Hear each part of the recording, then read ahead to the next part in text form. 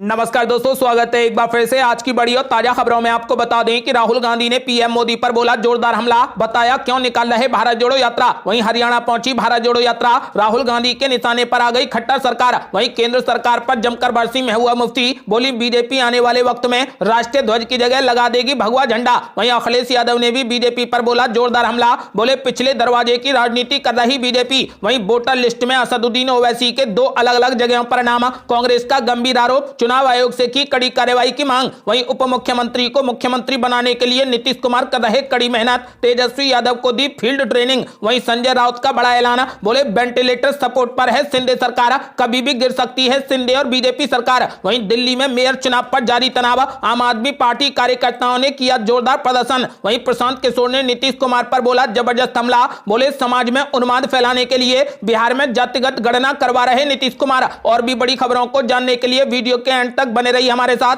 बस आपसे निवेदन है, कृपया वीडियो को लाइक कर दें, चैनल को सब्सक्राइब कर लें और घंटी बटन भी दबा दें। वही पहली बड़ी खबर है, राहुल गांधी ने पीएम मोदी पर बोला जोरदार हमला, बताया क्यों निकाल रहे भारत जोड़ो यात्रा। यहां आपको बता दें कि भारत जोड़ो यात्रा निकाल रहे कांग्रेस के पूर्व अध्यक्ष और लोकसभा सांसद राहुल गांधी ने एक सभा को संबोधित करते हुए पीएम नरेंद्र मोदी पर जमकर हमला बोला। राहुल गांधी ने पीएम मोदी को निशाने पर लेते हुए कहा कि वो अरबपतियों का लाखों करोड़ों रुपए का कर्जा 1 मिनट में माफ कर देंगे, लेकिन किसानों के भूखा मरने के बाद भी उसका कर्जा माफ नहीं करेंगे। उन्होंने कहा कि मोदी के 4 खास मित्र हैं, वो एयरपोर्ट, रेलवे सहित अन्य सरकारी विभागों का निजीकरण करके उन 4 मित्रों को सौंपना चाहते हैं। हमने सोचा कि संसद में काम के मुद्दे उठाएंगे, नोटबंदी, जीएसटी के गलत फैसलों पर बोलने की कोशिश की जाएगी। जमीनी अधिग्रहण कानून को जब मोदी सरकार लेकर आई तो रद्द कराने की हमने पूरी कोशिश की, लेकिन हम जब पार्लियामेंट में बोलने की कोशिश करते हैं तो वो हमारे माइकों को बंद कर देते हैं, हमारी आवाज को दबाया जा रहा है। उन्होंने कहा कि जब हमारे लिए सारे दरवाजे बंद हो गए, इसीलिए हमने भारत जोड़ो यात्रा निकालने का फैसला किया है। आपका क्या मानना है,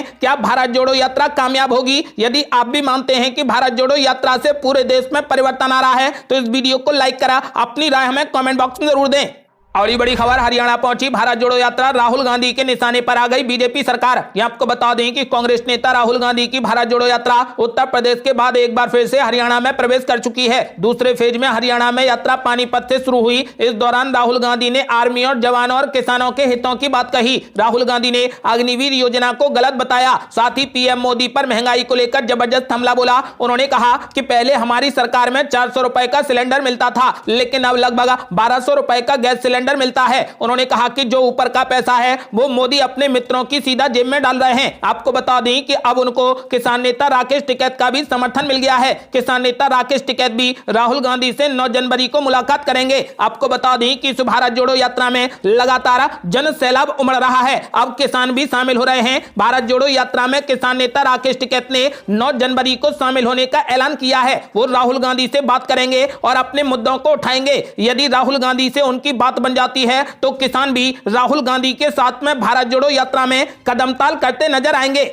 और ये बड़ी खबर, मोदी सरकार पर जमकर बरसी महबूबा मुफ्ती, बोली बीजेपी आने वाले वक्त में राष्ट्रीय ध्वज की जगह लगा देगी भगवा झंडा। ये आपको बता दें कि पीडीपी प्रमुख महबूबा मुफ्ती ने जम्मू कश्मीर में स्थायी शांति के लिए बातचीत को समाधान बताते हुए कहा कि कोई देश कितना भी ताकतवर क्यों ना हो, वो अपने लोगों के खिलाफ जंग नहीं जीत सकता। अपने पिता और पीडीपी संस्थापक मुफ्ती मोहम्मद सईद की 7वीं पुण्यतिथि के समारोह में पार्टी कार्यकर्ताओं को संबोधित करते हुए महबूबा मुफ्ती ने बीजेपी सरकार पर जमकर हमला बोला। अपने संबोधन में पीडीपी प्रमुख ने कहा कि केंद्र की मोदी सरकार ने 2019 में जम्मू कश्मीर की पहचान को ध्वस्त कर दिया और आगे भी करेगी अगर बीजेपी को नहीं रोका गया। उन्होंने आगे कहा कि जम्मू कश्मीर के लोगों के साथ में बातचीत और सुलही क्षेत्र में स्थायी शांति का एकमात्र तरीका है। अपने पिता का जिक्र करते हुए उन्होंने कहा कि मुफ्ती साहब ने जीवन भर इसे बनाए रखा, लेकिन सरकारों ने कभी ध्यान नहीं दिया। उन्होंने बीजेपी पर जबरदस्त हमला बोला। उन्होंने कहा कि बीजेपी आने वाले वक्त में राष्ट्रीय ध्वज की जगह भगवा झंडा लगा देगी, इसीलिए बीजेपी को रोकना बेहद जरूरी है।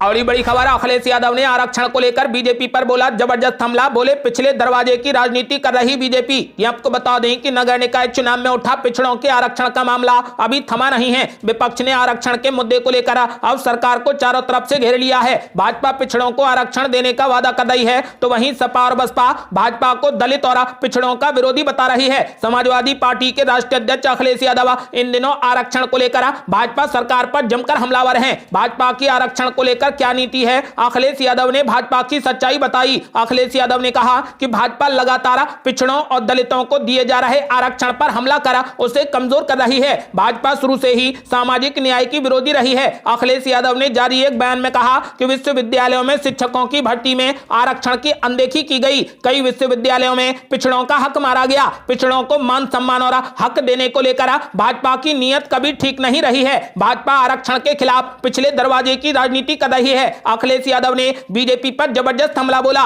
उन्होंने कहा कि भाजपा के धोखे और उसके छलावे को पिछड़े और दलित समझ चुके हैं, इसीलिए समय आने पर अब इस धोखे का वो जवाब देंगे।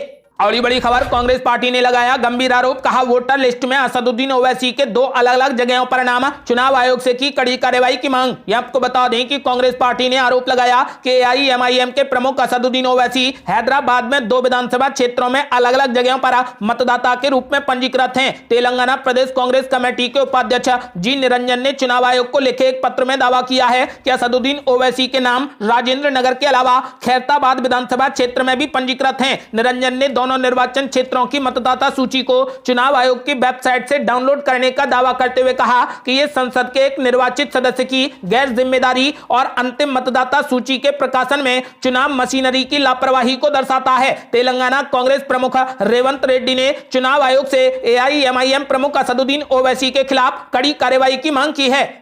और बड़ी खबर, उप मुख्यमंत्री को मुख्यमंत्री बनाने के लिए नीतीश कुमार कर रहे मेहनत, तेजस्वी यादव को दी फील्ड ट्रेनिंग। ये आपको बता दें कि बिहार के मुख्यमंत्री नीतीश कुमार उप मुख्यमंत्री तेजस्वी यादव को अपना उत्तराधिकारी घोषित कर चुके हैं। अब वे तेजस्वी यादव को धीरे धीरे मुख्यमंत्री का रोल समझा रहे हैं। यहां तक कि उनकी फील्ड ट्रेनिंग भी शुरू करवा दी है। इसकी एक झलक शनिवार को वैशाली में समाधान यात्रा के दौरान दिखी। तेजस्वी यादव पहली बार नीतीश कुमार की समाधान यात्रा में शामिल होने शनिवार को वैशाली पहुंचे। इस दौरान भीड़ का अभिवादन करते हुए नीतीश कुमार ने तेजस्वी यादव को अपने साथ रखा। यह तस्वीर सियासी हलकों में चर्चा का विषय बन गई है। आपको बता दें कि बीजेपी को छोड़कर आरजेडी के साथ में सत्ता में आने के बाद नीतीश कुमार ने राष्ट्रीय राजनीति की ओर कदम बढ़ाने का ऐलान किया था। इसके बाद अटकलें लगाई जाने लगी कि नीतीश कुमार जल्द ही तेजस्वी यादव को मुख्यमंत्री की कुर्सी सौंपकर देश की राजनीति में चले जाएंगे। पिछले महीने नीतीश कुमार ने ऐलान कर दिया कि तेजस्वी यादव उनके उत्तराधिकारी होंगे। 2025 का चुनाव उनके ही नेतृत्व में लड़ा जाएगा। हालांकि इससे अब यह भी साफ हो गया है कि तेजस्वी यादव की ताजपोशी 2025 से पहले नहीं होगी।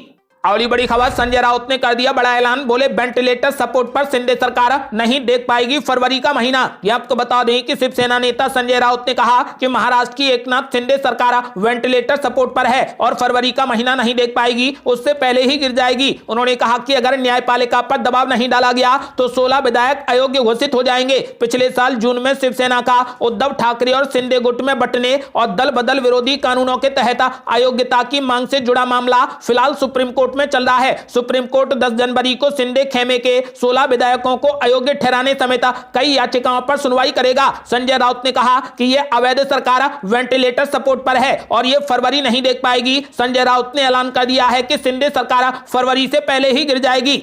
और बड़ी खबर, दिल्ली में मेयर चुनाव पर मचा बवाल, आम आदमी पार्टी कार्यकर्ताओं ने किया जोरदार प्रदर्शन। यह आपको बता दें कि दिल्ली में मेयर के चुनाव को लेकर आम आदमी पार्टी और बीजेपी आमने सामने हैं। इस बीच आम आदमी पार्टी ने उपराज्यपाल और बीजेपी पर गंभीर आरोप लगाया है कि दिल्ली नगर निगम के लिए मनोनीत 10 एल्डरमैन बीजेपी के कार्यकर्ता हैं और इनके नाम सरकार की जानकारी के बिना उपराज्यपाल के भेजे गए हैं। इसको लेकर एलजी हाउस के बाहर आम आदमी पार्टी ने जोरदार प्रदर्शन किया। आपको बता दें कि आम आदमी पार्टी बीजेपी पर नियमों में बदलाव करने का आरोप लगा रही है। उसने ऐलान किया है कि बीजेपी चाहती है कि आम आदमी पार्टी का नहीं बल्कि बीजेपी का मेयर बने, जिस वजह से वो नियमों में बड़ा बदलाव कर सकती है। आपको बता दें कि फिलहाल विधानसभा में भी जमकर हंगामा हुआ। कल विधानसभा में बीजेपी और आम आदमी पार्टी के नेताओं में जमकर लात घूंसे चले, जमकर कुर्सियां चली, लेकिन अभी तक मेयर का चुनाव नहीं हो पाया है।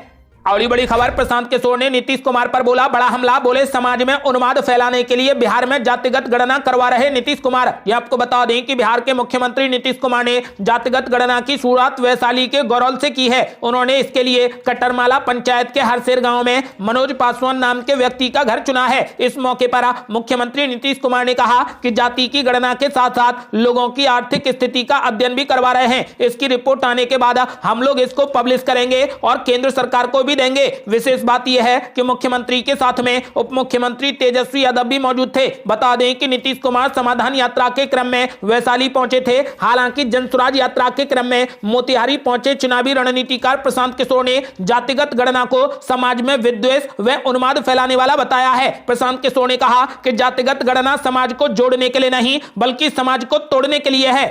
और बड़ी खबर, जोशीमठ में हाहाकार के बीच राहुल गांधी ने कांग्रेस कार्यकर्ताओं से की बड़ी अपील। बोले लोगों को जल्द ही सुरक्षित स्थानों पर ले जाएं। ये आपको बता दें कि उत्तराखंड के शहर जोशीमठ में जमीन धंसने और घरों की दीवारों में दरार से लोग दहशत में हैं। मुख्यमंत्री पुष्कर सिंह धामी भी ग्राउंड जीरो पर पहुंचे और घर घर जाकर जायजा लिया। इस दौरान उन्होंने रोते बिलखते लोगों को दिलासा दिया। यहाँ पर 600 से ज्यादा घरों की दीवारों पर दरार है, जिसके बाद 44 परिवार सुरक्षित जगह पर ले जाए गए। इससे पहले शुक्रवार को देहरादून में मुख्यमंत्री पुष्कर सिंह धामी ने एक उच्च स्तरीय बैठक बुलाई, जिसमें अधिकारियों को सख्त निर्देश दिए। इस बीच कांग्रेस नेता राहुल गांधी ने भी स्थिति पर चिंता जताई। उन्होंने अपने फेसबुक पेज पर लिखा कि उत्तराखंड के जोशीमठ से आ रही तस्वीरें अत्यंत भयावह हैं, जिन्हें देखकर काफी विचलित हूं। घरों में चौड़ी दरारें, पानी का रिसाव, जमीन का फटना और सड़कों का धंसना बेहद चिंताजनक है। एक हादसे में भूस्खलन से भगवती मंदिर तक ढह गया। प्रकृति के विरुद्ध जाकर पहाड़ों पर लगातार खुदाई और अनियोजित निर्माण से आज जोशीमठ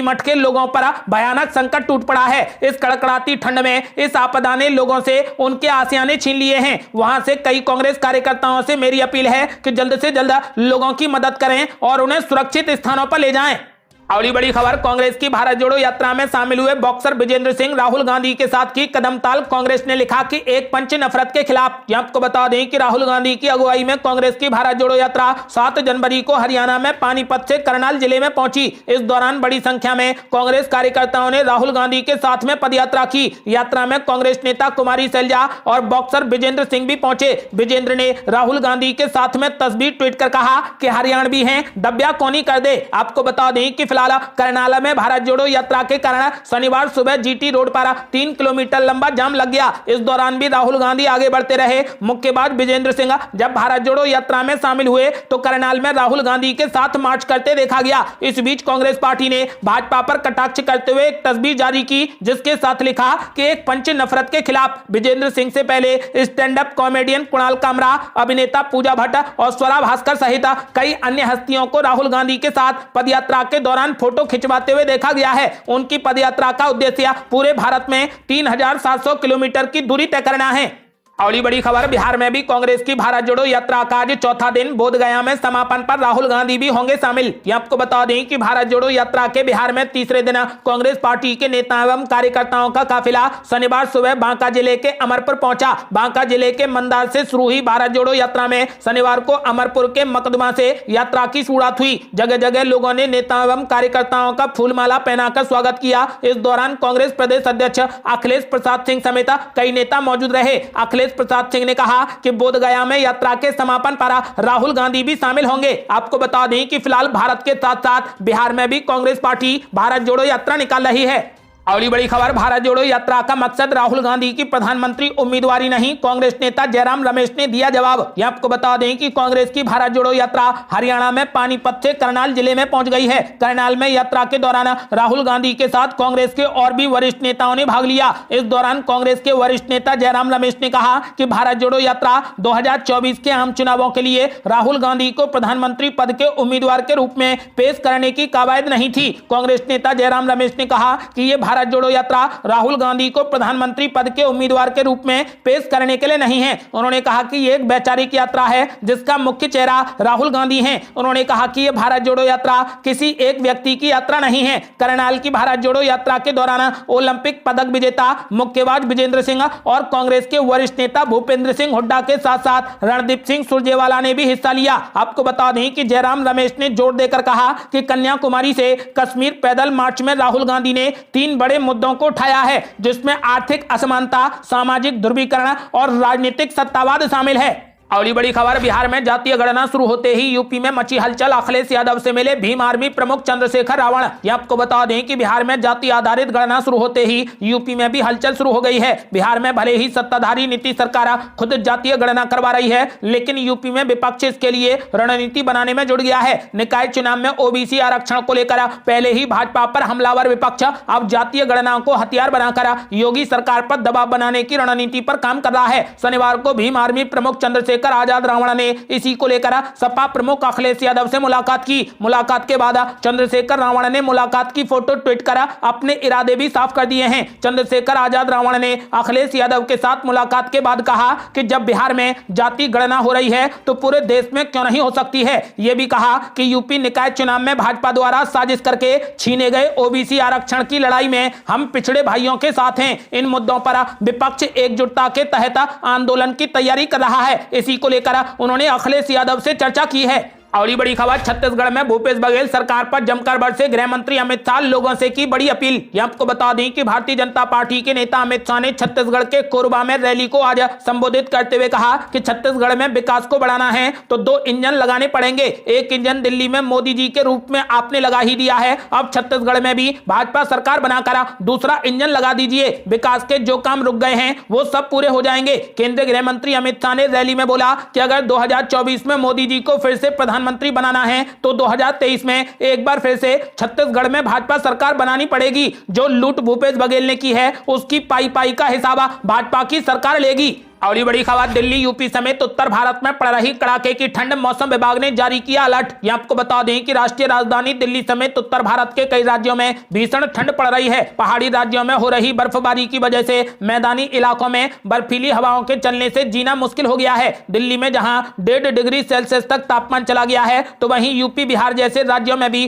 कड़ाके की ठंड ने बेहाल कर दिया है। ज्यादातर शहर शीतलहर और कोल्ड डे की चपेट में है। मौसम विभाग ने बताया कि अगले 2 दिनों तक नॉर्थ वेस्ट इंडिया में कोल्ड डे और शीतलहर की स्थिति बनी रहने वाली है। मौसम विभाग ने कहा कि अगले 48 घंटों में पंजाब, हरियाणा और चंडीगढ़ में बहुत घना कोहरा छाएगा और इसके बाद इसमें कमी आएगी। ये थी अब तक की बेहद बड़ी खबरें। आपका क्या मानना है? क्या राहुल गांधी भारत जोड़ो यात्रा के जरिए 2024 में अपनी सरकार बना पाएंगे? अपनी राय हमें वीडियो लाइक कर कमेंट बॉक्स में जरूर दें। ऐसी ही ताजा और न्यू अपडेट जानने के लिए हमारे चैनल को लाल बटन दबाकर सब्सक्राइब करें और घंटी बटन भी दबा दें। जल्दी मिलते हैं बड़ी अपडेट के साथ, तब तक के लिए जय हिंद, जय भारत।